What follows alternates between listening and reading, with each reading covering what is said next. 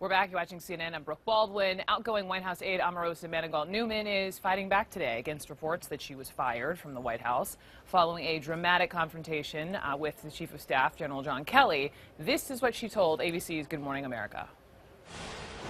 I resigned, and I didn't do that in the residence as being reported. John Kelly and I sat down in the Situation Room, which is a very secure, very quiet room in the White House.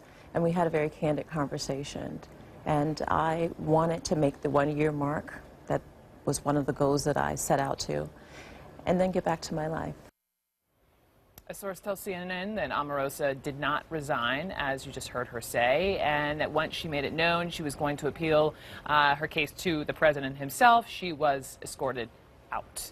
Omarosa, of course, developed her professional relationship with Donald Trump while she was a contestant on his reality show, The Apprentice, and her loyalty has been unwavering to him ever since. I ain't going nowhere, son! I'm here because Mr. Trump invited me. Whatever, today. And if you keep saying that to him, you're going to be questioning his judgment, and I actually trust his judgment. Omarosa, go out and sell paintings or whatever the hell you're doing. Omarosa has to go. You're fired.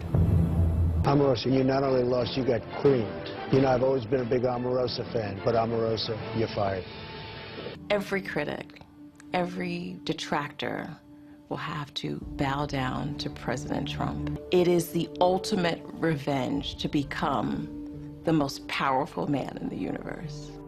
I've known him for more than a decade, and I've had an opportunity to not only work with him, to be on shows with him, but to visit his different properties and his business ventures. And women on those properties are paid higher than the men's in most cases. They perform well because there's an environment that's conducive for them to grow. I now work for this country, and I take my job very seriously.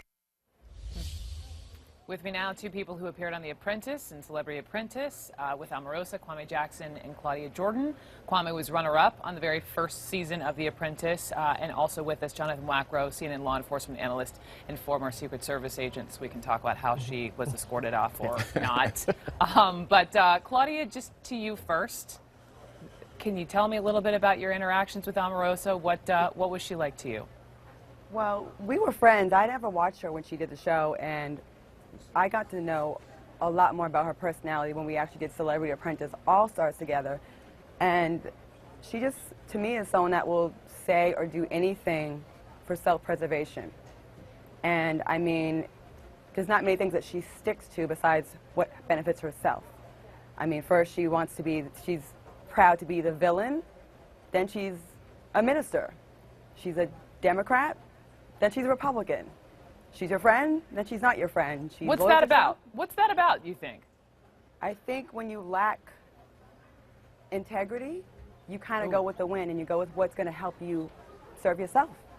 And I used to be her friend, so I just saw her change.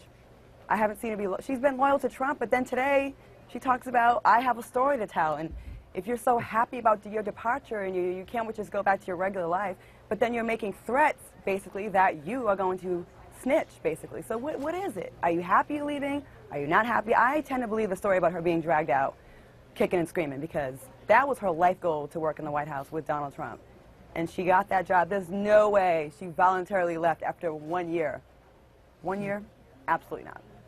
Kwame, what are you thinking? You know, this situation right now is not about Omarosa. Omarosa is the bright, shiny object. She is the strobe light that distracts us all. I think this situation right now about, where we are is about focusing on, the 97% of black women who turned out to vote against Roy Moore in Alabama. It's about the people who are trying to make change in our communities and actually who are advocating on behalf of the black community. I know that I spoke out very early and very often, almost two and a half years ago in regards to Donald Trump running, and not many people kind of came to that leadership position. Obviously, Omarosa is on a different tangent. I don't have anything personally against her, but the fact that he nominated her or appointed her as head of black community engagement, that's like appointing Benedict Arnold as the head of the Revolutionary Army.